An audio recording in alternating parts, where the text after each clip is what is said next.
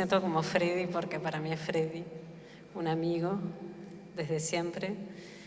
Desde siempre con Freddy tuvimos buenos intercambios sobre mi viejo. Lo veo un poco como el heredero realmente de Sergio, de su pensamiento y de su ideología. A veces no estuvimos de acuerdo con algunas elecciones y siempre Freddy se tomó la paciencia de sentarse al lado nuestro y explicarnos. Y así fue también la semana pasada que nos vimos y bueno, y hablamos casi 2 horas sobre mi papá, Federico Storani.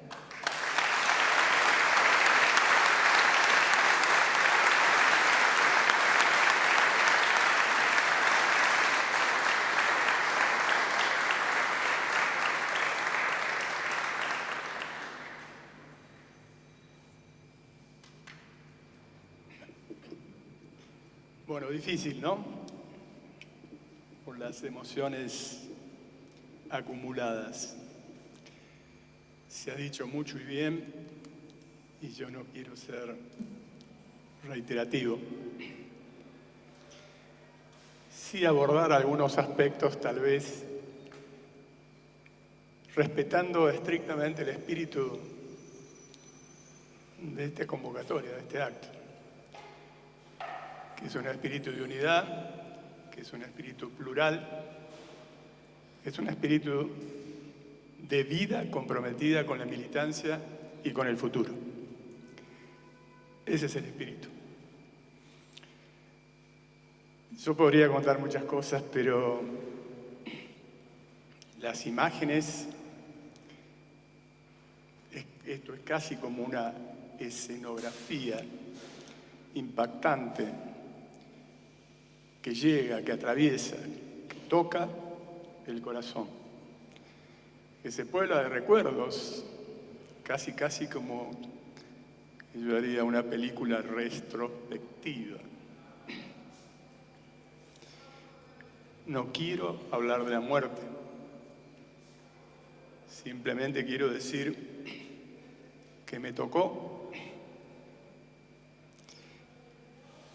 pararme balcones de la calle 48, entre 5 y 6, en un momento tremendo, donde las patotas que habían producido esto nos provocaban abiertamente. A la salida, por ejemplo, de una reunión o de un velorio eran secuestrados los militares. Imagínense ustedes lo que significaba eso en ese momento. Repartir un volante era riesgo de vida, ni hablar de las pintadas que se retratan aquí. Pero bueno, sí quiero rescatar un debate que tuvimos en ese momento. Y el debate era cómo actuar, y se lo bautizó a esa teoría como teoría de los puntos límites. Cómo actuar cuando nos afectan de tal manera, tan profundamente a una organización política en la vida de uno de nuestros militantes, y si nosotros quedamos aterrorizados, que es el objetivo que busca el terrorismo, paralizados, no reaccionamos. Hubo un debate, como todos ustedes pueden imaginarse, y finalmente triunfó la línea de decir, a pesar de que el riesgo es desproporcionado, no nos pueden matar desde el punto de vista de lo que nosotros representamos y lo que en vida representó Sergio. Voy a hacer algunas muy pocas menciones porque sería totalmente arbitrario, pero no puedo evitarlo porque justamente en estos días que algunos medios nos han convocado por esta excelente iniciativa que tuvo como protagonistas a Matilde y a Sofía y a la Universidad Nacional de La Plata, al cual tanto les agradezco y siempre presté la colaboración, pero ellos son realmente los que han gestado esta posibilidad de tener un archivo de vida, de militancia, de compromiso. de eso se trata, no de muerte. De la muerte hemos hablado muchísimo, hemos hecho centenares de homenajes, pero la cuestión, la pregunta es, ¿qué es lo que estamos homenajeando? ¿Qué ideas, qué compromisos, qué sensibilidad es la que estamos homenajeando? Y por supuesto que hay hasta testimonios físicos en esas columnas que están acá en el primer piso. Hasta hace poco tiempo estaban los impactos de las balas cuando nos enfrentamos con una de las agrupaciones tristemente célebres, también aquí en la Universidad Nacional de La Plata, como era la Concentración Nacionalista Universitaria, que luego tuvo también un rol en el desenlace.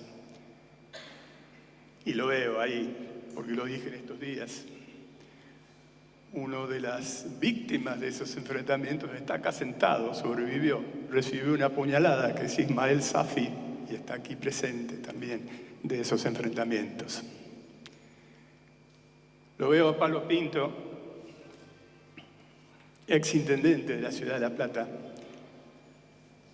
militante muy comprometido, pero también colega de trabajo, muy dedicado en el derecho laboral, y me consta cómo intercambiaban información con Sergio permanentemente en sus estudios para defender a los trabajadores de la carne, de Berisso, a los trabajadores de Ensenada, de los talleres navales, y nosotros mismos intentábamos aportar con donación de sangre, recursos, etcétera, a la lucha en una dictadura que era mucho más blanda que la que luego vino a asolar las tierras de la República Argentina.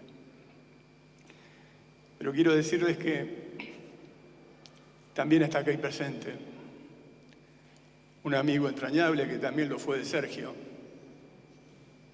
que era quien me esperaba en el andén de Retiro junto a mi padre, cuando yo venía de una reunión de la Junta Coordinadora Nacional de la Juventud Radical y me enteré del desenlace del secuestro, que es Leopoldo Moró, que está aquí también presente, a quien también quiero reconocer.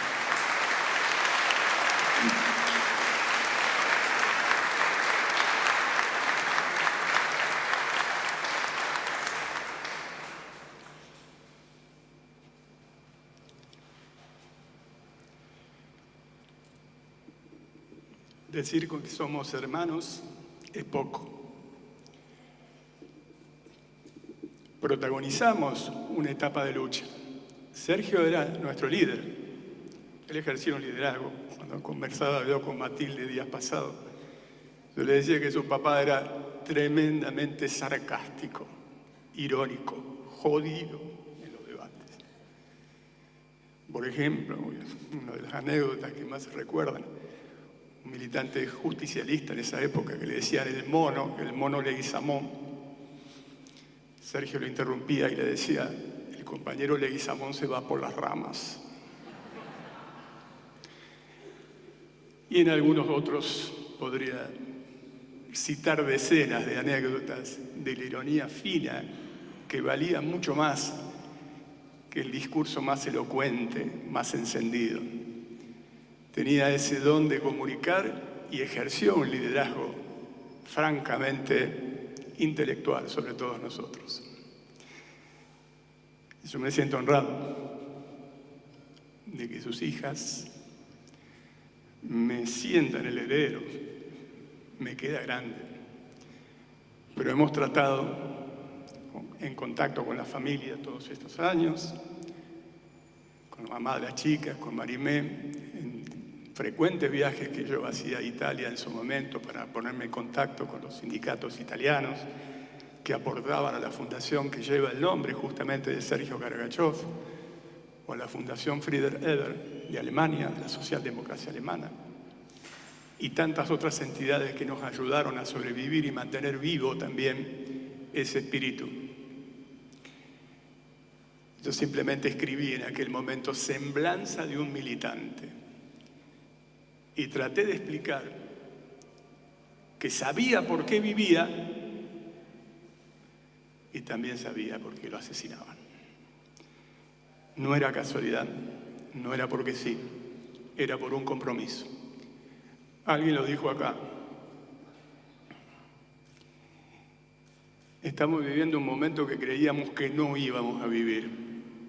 Y yo no quiero y no debo callarme.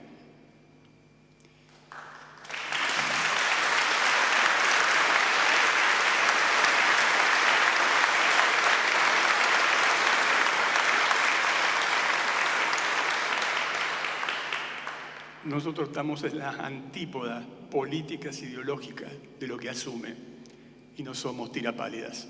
Ojalá esté equivocado, pero esto ya lo vivimos, esto no es nuevo, esto es viejo. Es la misma receta anacrónica de los sectores concentrados de la economía que permanentemente antes utilizaban las dictaduras y ahora utilizan otras formas y que son fenómenos globalizados.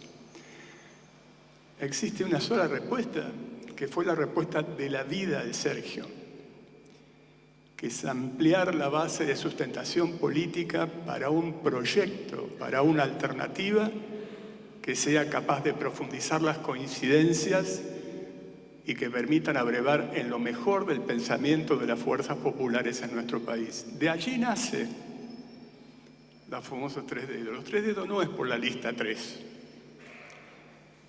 Los 3 dedos es el tercer movimiento histórico, pero más precisamente es la tercera etapa de un mismo movimiento histórico que va cambiando e incorporando cosas, enriqueciéndose, nutriéndose. Esto Sergio lo tenía muy claro, de allí su compromiso de militancia, donde no le preguntaba de qué color político era cuando venían a su estudio en búsqueda de consejo y de defensa. Pero también lo hacía como docente. Ese audio pertenece a una de esas clases. Por el final de ese audio aparezco yo de manera impertinente diciendo no sé qué cosa. Pero claramente era como una guía intelectual para todos nosotros y tenía también un compromiso que lo llevó consecuentemente hasta el final de sus días. Por eso, quiero concluir señalando, acá está esa escenografía. Está la agrupación Franja Morada que él contribuyó a fundar en su momento. La Liga Nacional Reformista Franja Morada se llamó inicialmente, pero un dato que no todos tienen y que yo recordé en estos días, también fue a la laguna de Setúbal en la provincia de Santa Fe para fundar la Junta Coordinadora Nacional de la Juventud Radical.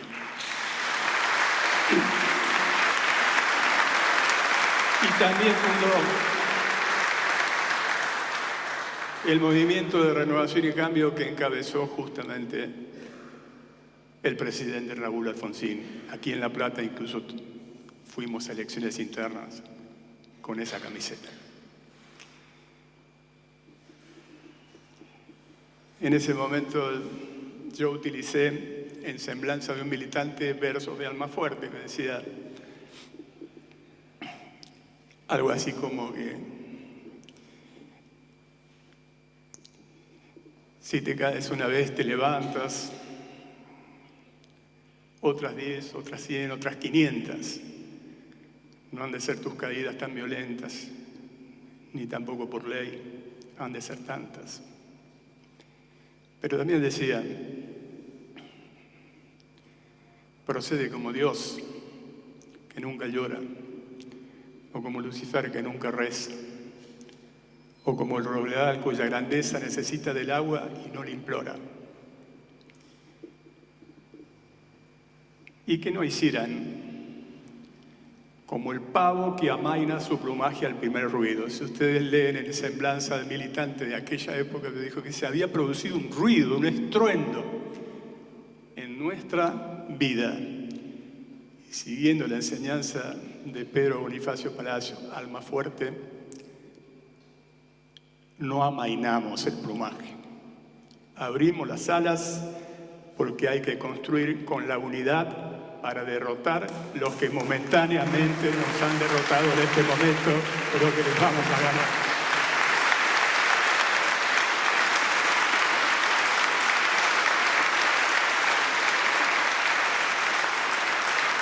Esa será la forma de honrar la vida de Sergio, el compromiso de Sergio, el más genuino, el más auténtico, el que no puede tergiversarse, el que está testimoniado ahora, enriquecido en un archivo. Así que muchísimas gracias por el honor de poder participar de esto, que es un homenaje a la vida y al compromiso.